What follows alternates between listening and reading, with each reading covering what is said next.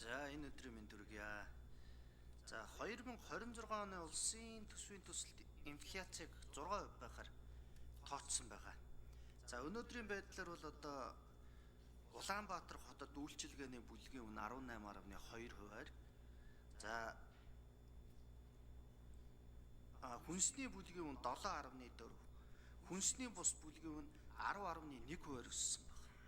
За одоогийн байдлаар 330 сумаас 220 сум нь бол дантай, ургац тааруу, малын таргад твэрэг сайнгүй байгаа гэж үзэж байгаа. За тэгээд дээр нь өнөөдөр статистикийн газраас гаргасан мэдээгээр 25 оны 9 сарын байдлаар өхрийн ястай мах 19,920, цул мах 23,900, 1 кг төмс 2,614, алтан тарианд савлсан гурил 3,400 талхны үн ч гэсэн өссөн байна. Тэгэхээр энэ олон өсөлтүүдийг тооцож үзсэн үү? Энийгээ 6% барьж чадах уу? 26 оны 1 сараас эхлээд дулааны тариф одоо 73, айл өрхийн дулаан бол 100%, халуун үүдэн бохирын ус бүгд нэмэгдэж байгаа. Эднэрээ тооцсон уу? Дээр нэмэгдээд валютын аншны өдөр ирэх тусам өсөж байгаа энийгээ тооцож үзсэн үү гэж нэгдүгээр асуулт. За хоёрдугаар асуулт нь сая ерөнхий сайд бас хэлсэн. Энэ тэтгэвэр нэмэхтэй холбоотой асуудал дээр тэтгэврийг бага хэмжээний тэтгэвэртэй хүмүүст илүү нэмээд өндөр тэтгэвэртэй хүмүүст бага хэмжээгээр нэмье гэж. Гэхдээ энэ чи тэтгэвэр шүү дээ. Тэтгэвэр тэр хүмүүс өөрсдөө цагтаа ажилласан мөнгөө хураалгаад ямар ч хүүгүүгээр хадгалуулаад сүүлд нь өөрөө авах болохоор сар болгон хүүтүүлж зээлж авдаг. Энэ мөнгөндөө ингээд эргээгээд одоо тэр өндөр төлсөн хүн нь хохироод байж болох ийм шудраг ус байх юм уу? Энд чинь хүн төлсөн мөнгөө л авах гэж байгаа. Тэгэхээр нэмбэл бүгдийг нь нэмэх ёстой. Гэр бүл хөдөлмөр нийгмийн хамгааллын яамнаас бол 10% нэмэх гэсэн санал оруулсан баг гэж Ав Беккер сайдыг ойлгож байгаа. Тэгэхээр энэ сайд саналаа оруулсан уу? Эсвэл энэ санал ороод 6% болсон юм уу? Энэ эсвэл тэр одоо ерөнхий сайдын энэ дээр сангийн сайд хариулаад өгөөч. Энэ намын сонгуультай холбоотой сурталчилгаа яваад байгаа юм уу? Эн чи ийм байж болохгүй шүү дээ. Эсвэл энэ засгийн яг бодлого юм уу? Энэ дээр сангийн сайдаас бүр тодорхой асуумаар байна. За 1 минутаа нэмээд авчи. За тэгээд тэтгэр тэтгэмжийн асуудал ярьсантай холбогдуулаад Монгол улсад байгаа хөгжлийн бэрхшээлтэй иргэдийнхээ талаар бас ярихгүй болохгүй. Нийгмийн халамжийн сангийн 73.6% нь хүүхдийн мөнгө цалинтай ээж жирэмсэн одон ихэр насны ишиг гэд явдаг. Ерөөсө 26.4% нь нийгмийн халамжийн зориулалтад бүлэх зориулагдаж ирсэн. Тэгээд одоо өнөөдрийн байдлаар эн чинь 6% нэмээд халамжийн тэтгэврийн хэмжээ 397,500 болно. За хүн дэлбэрийн хөгжлийн бэрхшээлтэй хүүхдэд асарж байгаа одоо эцэг эхийн мөнгө 471,000 болно. Асаргааны тэтгэмж 302,600 болж байна. Ингэхлээр чи энэ мөнгөөр одоо энэ их өсөж байгаа инфляцийн үед амьдрч чадах уу? Энэ дээр анхаарч болдгоо юм уу? Хөгжлийн бэрхшээлтэй иргэдийн энэ тэтгэвэр тэтгэмжийн асуудал бол маш хүнд байгаа шүү дээ. Өвчтөй, эм тариа хэрэгэлдэг, ажил хөдөлмөр эрхэлж чаддаггүй, тэгсэн хэрнээсээ тэтгэврийн хэмжээнээс дахин бага юм мөнгөөр яаж амьдрах юм бэ? За тэгээд бас энэ бидний санал болгоод оруулсан хөгжлийн бэрхшээлтэй хүний эрхийг хангах чиглэлээр орон сууцны хөтөлбөрийг хэрэгжүүлэхийн шаардлагатай 30 тэрбумын тусгуулах санал. За төсөвдөр мэдээж одоо тодорхой хариултууд явах байх гэж байна. За эхлээд учрал сайд хариулт өгье. За мэдээж макро эдийн засгийн доктортой байдлыг сайжруулж, за иргэдийн энэ бодит орлогыг хамгаалахад бол инфляцийг бид нар бол зайлшгүй бууруулах шаардлага бол үүсэж байгаа. Тэгэхээр үндэсний статистикийн хороо бол 8 дугаар сард инфляцийг зарладаг. За тэгэхээр 8 дугаар сард бол инфляц улсын хэмжээнд 8.8% байна гэдэг тооцоог статистикийн хороо өөрсдийн батлагдсан аргачлалынхаа дагуу нөгөө ерөнхий үнийн өсөлтийг гаргасан. За үүнд бол нөгөө тодорхой хэд хэдэн асуудлууд бол бас нөлөөлж байгаа. За тэгээ бид нар бол макро эдийн засгийн доктортой байдлыг хангах, за инфляцийг доктортой барихад бол энэ хөдөө аж ахуйн салбарт хэрэгжүүлэх аян хөтөлбөрүүд за эцсийн зорилт үр дүнд хүрэх ёстой учраас бол шахуу арга хэмжээнүүдийг авж байна. Хүнсний нийлүүлэлт нэмэгдэх, тээвэр логистикийн саадлаас урьдчилан сэргийлэх, нийлүүлэлтийн хомсдол үүсэхгүй байх, Төв банкнаас оновчтой мөнгөний бодлогыг одоо хэрэгжүүлэх чиглэлээр бол хамтраад ажиллаад бол явж байгаа. За ингээд инфляц бол 25 оны 8 дугаар сард 8.8% хүрээд өмнөх оны муу үеэс 2.71%-аар энэ өссөн үзүүлэлттэй байсан. Тэгээ үүнд бол мэдээж зөв цахилгааны төлбөр за мах, хүнсний ногоо, түрээсийн зардал, суудлын автомашин гэдэг одоо бас гол нөлөө үзүүлж байгаа зүйлүүд бол байна. Хүнсний ногоо за тэгэл одоо нийтийн тээврийн үйлчилгээ гэдэг.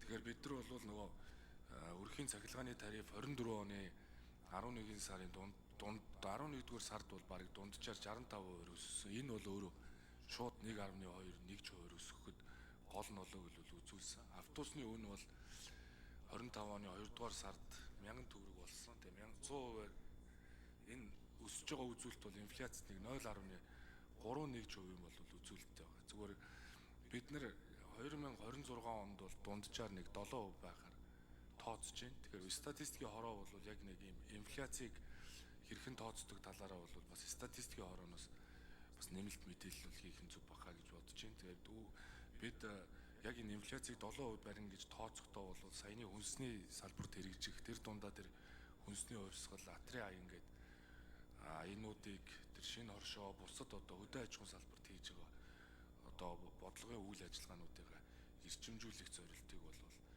тавьсан. Инфляц бол мэдээж тэр нэг хүлээл дээр удирдагдж явдаг тул инфляцийг хэд өндөрөөр төсөөлөх нь бол эх жил барааны үн өсөх эрсдэлд хүргэдэг. Тийм учраас засгийн газрын зүгээс бол Төв банкны зорилттой төвшин за инфляцийн одоо хүрээтэй мөнгөний бодлогоо нийлүүлж зорилт төвшөнд бол илүү хүргэж ажиллахаар бол ярилцаад ингээд ажиллаж байгаа. Тэгэхээр энэ бол яг одоо Монгол банкнаас гаргаж байгаа интервалд бол одоо багта интервалта нийцээд ингээд явж байгаа. Тийм учраас засгийн газрын зүгээс бол яг нэг юм бодтойгоор нэг 7% хүргэнэ л гэдэг ийм зорилтыг бол тавьж байгаа. За тэгээ инфляцийг одоо яг тэр нэг хэрхэн бодох аргачлалын талаар бол нөгөө хэрэглээний одоо сагсанд байгаа бүтээгдэхүүн нөгөө сум аймаг нийслэлийн худалдаа үйлчлэгээний зэгүүдээс цуглуулж байгаа нийт мэдээллүүдийг аваад л бид нар бол статистикийн хороо нөгөө инфляцийг гаргадаг. Тэгэхээр үүнийг бол бас статистикийн хороо нэмж мэдээлэл хийх баг. Тэгээ сангийн ам. За сангийн сайд болдын чухал нэмж хариулт өгье. За баясгалан шинэ асуулт нэрлэе. За тантай би 200% санал нийлж байна. Өндөр тэтгэвэр авж байгаа иргэд маань тухайн үед өндөр шимтгэл төлсөн. Өөрөөр хэлбэл тэр өндөр шимтгэлээр нь тухайн үед тухайн үеийн тэтгэвэр авагч нарт тэр их хөлсөөрөөр тэтгэврийн тавьсан байдаг байхгүй. Ингэж бодохоор нэг талаар энэ айгүй том нийгмийн хариуцлага юм байна. Тэгээд тэтгэвэр гарсан хойно торгоод чи өндөр авч байгаа учраас чамд одоо баг нэмнэ. Энд чи олон одоо баг авдаг усуд тэнд өндөр нэмнэ гэж болохгүй. За тийм учраас энэ удаа ч сүүлийн жилүүдэд ижил яг хуваар нэмж байгаа. Одоо 6%. Өндөр усууд 6% өндөр гарна, баг дээр нь 6% багал гарна.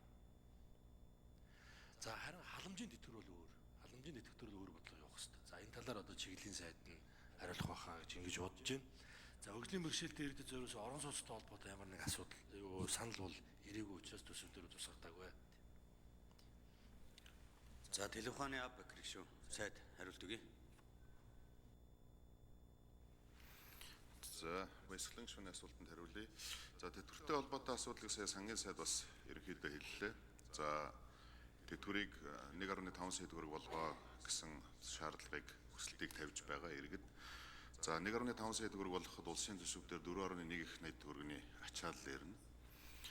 За иргэд бас утсаар болон бичгээр бас холбогдож байгаа. Яг таны хэлж байгаа баясгалан шөнө. Бид нар шударгаар 20-30 жил нийгэм дадлын шимтгэлээ төлөөд явж байдаг.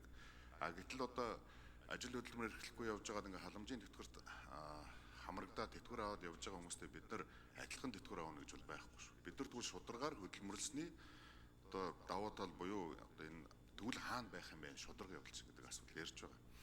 За тэтгэвэр нэмэх бодлогыг бол инфляцтай уялдуулаад байнга нэмээд явах хууль бол батлагдсан. За та сая асуулаа. За 26 оны улсын төсөвт өгсөн санал дээр бол манай За Аббакир сайдад 1 минут нэмж өгье.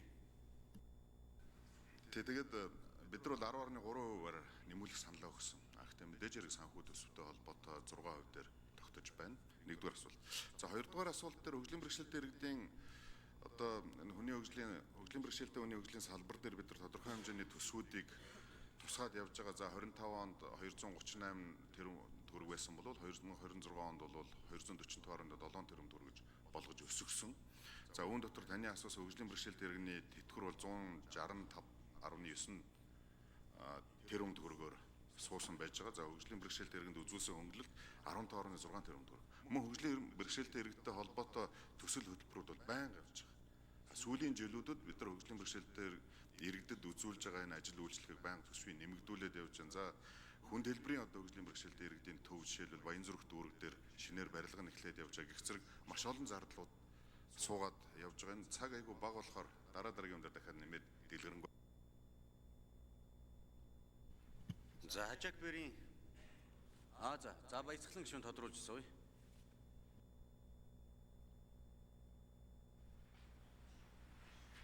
За Аббакир сайдаас яг саяныхаа асуудлыг тодруулчих. Энэ би юу асуусан бэ гэхээр хөгжлийн бэрхшээлтэй хүний эрхийг хангах тухай хуулийн 25 дугаар зүйлийн 25 2 заасны дагуу хөгжлийн бэрхшээлтэй хүний орон сууцны хөтөлбөрийн хэрэгжилтийг хангах шаардлагатай 30 тэрбумыг тусгуулах саналаа гэр бүл хөдөлмөр нийгэм хамгааллын яамд гаргасан. Энэ саналыг одоо сангийн яамд хөргүүлсэн үү эсвэл та хөргүүлээгүй юу гэдэг асуудлыг л гол нь асуух гээд байгаа юм л да. Сая юу сангийн сайд бол хөргүүлээгүй гэдгээ илэрхийлсэн те.